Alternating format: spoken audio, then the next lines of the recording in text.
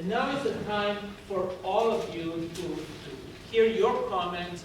We have about 20 minutes or so for questions, concerns, comments, before we jump into the next phase, which is how to make it happen rather than what it is.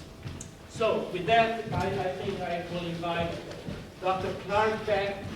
Maybe Randy, you need to be in the wings also, but it's open to anyone. So the way, at the last meeting, I asked everyone to talk. Today, I just ask you to share your time, but indicate that you have something to say by waving your hand. So, we will have scribes to capture your ideas. Let's go. Who wants to start? Yes.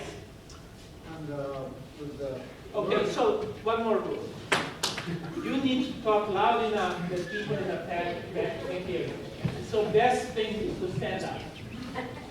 on the northeast corner of the school lot, right now there's huge sycamores in that corner. And personally, I'd hate to see, I wasn't sure from the diagram if those are going to be wiped out or It is not. our goal to keep as many trees as humanly possible. Okay, so can you I'm not write going it to down? promise you that we're going to Save keep as many every trees tree. as But it's our Maybe some goal. state champs in there. Yes, they're right.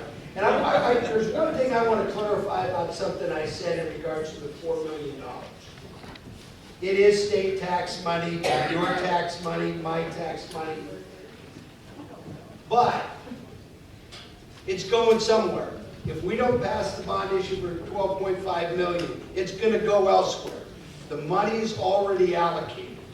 So that fact, if we say, well, you know, that is tax money, yeah, it is. But the Oregon Department of Education has already allocated it. So if it doesn't go to us, it goes somewhere else. I have an illustration that might help on that. Please. The population of Oregon is just shy of 4 million people. So if every person in the state threw $1 in the pot, there's 4 million. The population of our school district, I don't know, it's somewhere around 10,000. Correct. So we put in 10,000, the rest of the state puts in 3,999,000. Yeah, a whole bunch. So it's not like that 4 million is So costing you us like the money. mathematics of this. You like the formula.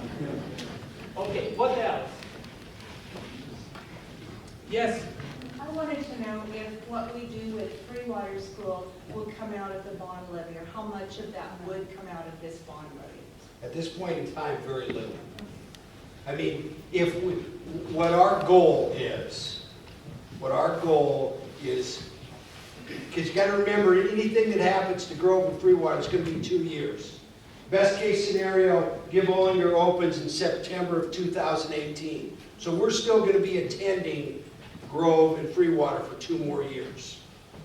And what the goal is that over the following 2 years, is we have a plan that how we're going to exactly repurpose Freewater. If that is for a community recreation center, there's going to have to be a nonprofit organization set up. And for me to say it's not going to cost anything, I can't say that.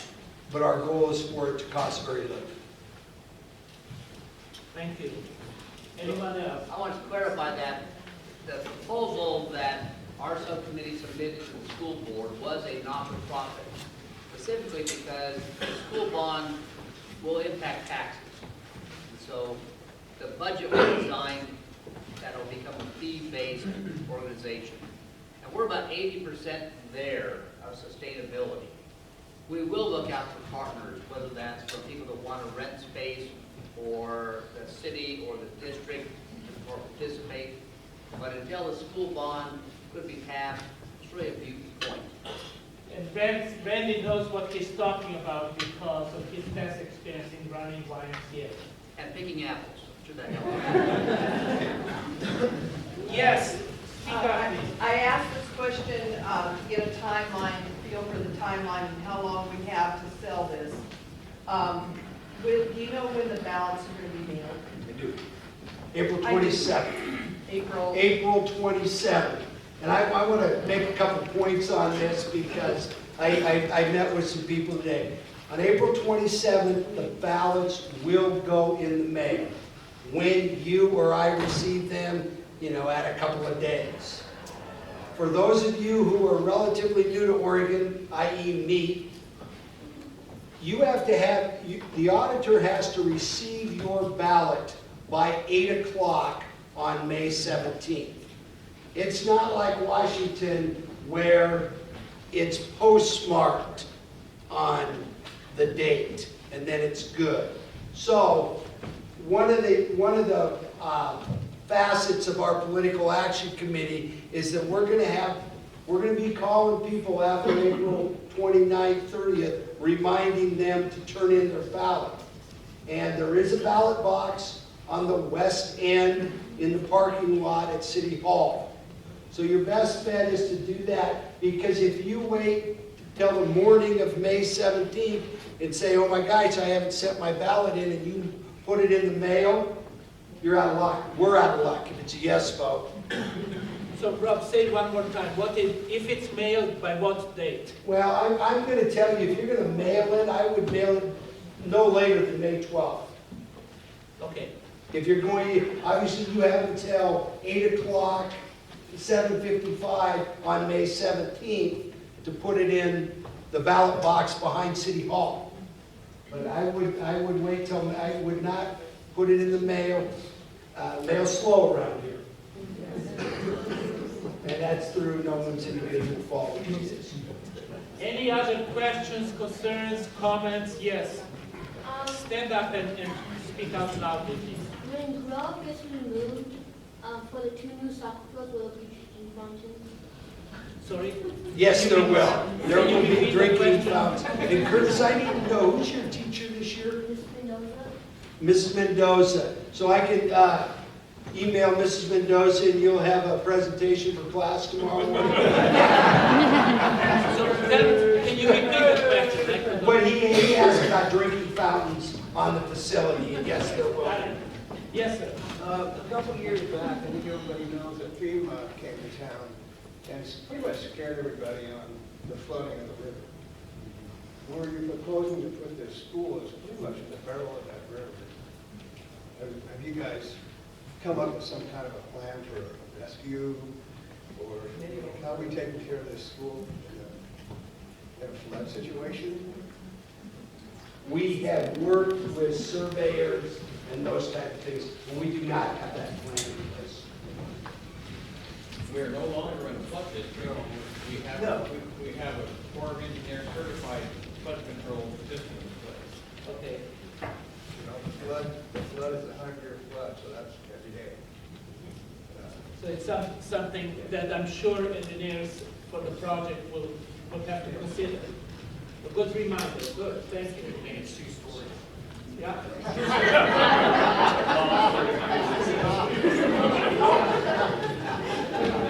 So we could have an arc on the playground perhaps. Okay. All right. Any other comments? I'm wondering, okay, so if our property value, I'm thinking within this new school and the money poured in, our property values will go up. So then we're going to be paying more money because our property values go up, right? No. Okay. And let me, it's a mathematical formula. I don't do math. Okay, that's why you and my wife are friends. But there's a total amount we have to pay. Right now, our property, the total district property valuation is around $608 million. So let's say our property value, because of passing this bond issue, go up to $700 million. The amount you pay will go down because we pay a fixed amount on the bonds annually. Oh, so it will be a fixed amount. So in 20 years, we would still be paying just the dollar. No, we would pay the fixed amount on the bond issue. So let's say we're paying of the 12, well, let's do this math. Let's divide 20 into 12.5 million. You do that. So we're, okay, so if it was a 10-year bond, it would be going to be approximately $110.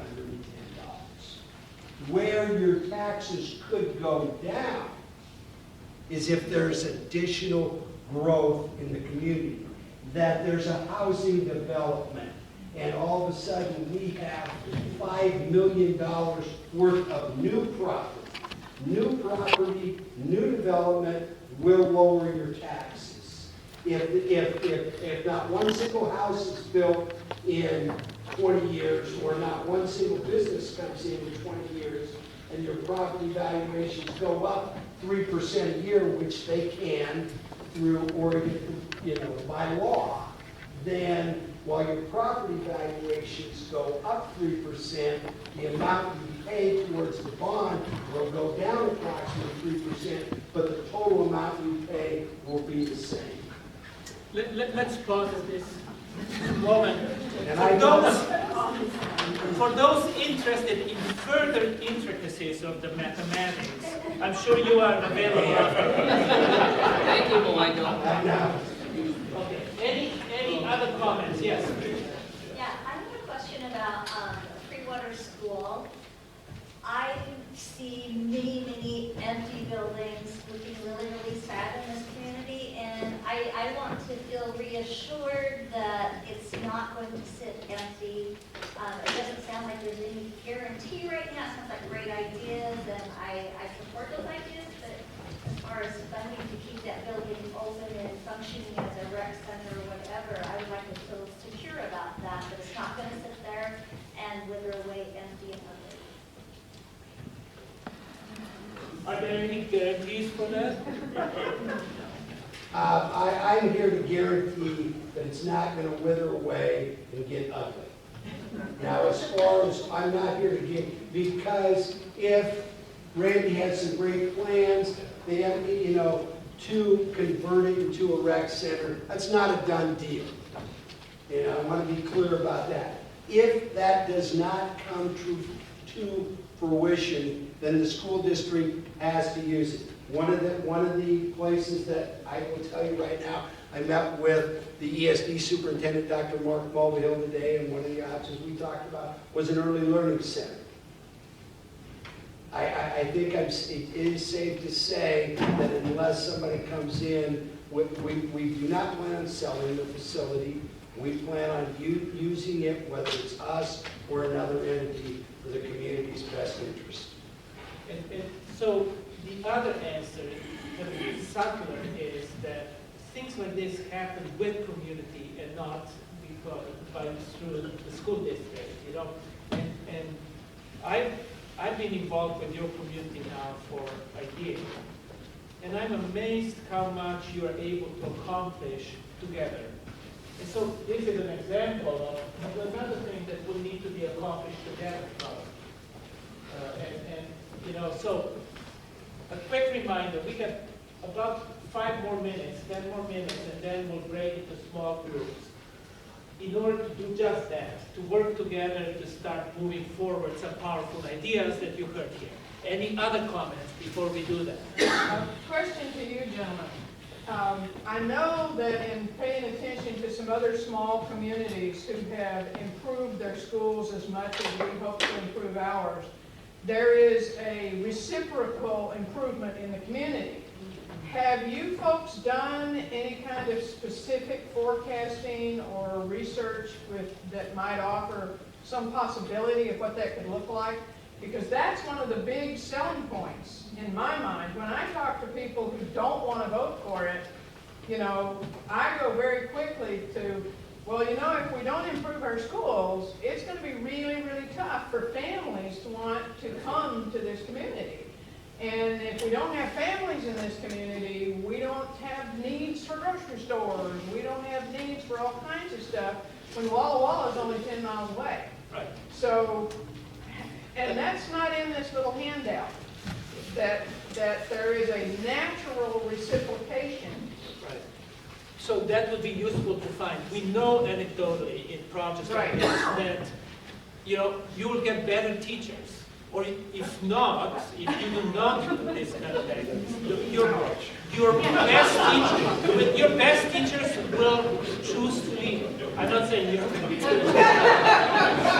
sorry, teachers. I'm just saying I'm looking long term. You will be attractive to teach teachers, talented teachers coming here because there's a community to come to, not just a classroom to come to. You know, there are hundreds of this kind of connections that happen. But if we're not talking about that, you're losing an opportunity to help people have a broader comprehension. Yeah, So- and I am trying to quantify exactly what you're saying. I'm working with a couple of economic forecasters, and I want to be able to say, hey, if we do this, this will bring that much growth into the community. I'm working with that. We're a little bit behind the 8 ball in regards to that, but I hope to have that information. But I completely agree with you that I don't care who you are, where you, there's always, when you put forth your money for taxes or at the grocery store, what's in it for me?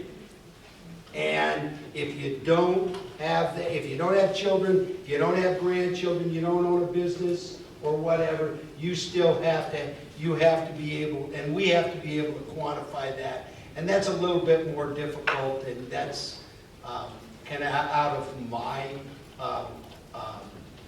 knowledge base. Yeah. But I'm seeking that out. But there's anecdotes out there. Yes. And maybe remember that afterwards is one group. This may well be one group that maybe some other people are interested in this topic. And start thinking, what would it take to have that information at your fingertips? But one thing that I will say, and we have Karen Appler here from the Wanaha group, and they're working with us in setting up RFPs. And one of the things that we will put into our construction request for proposals is that local bidders have a preferential treatment. We want money to stay in Milton-Freewater. Does that mean, you know, that if we have workers that are capable of being carpenters or bricklayers or whatever, we are going to emphasize the hiring of local people.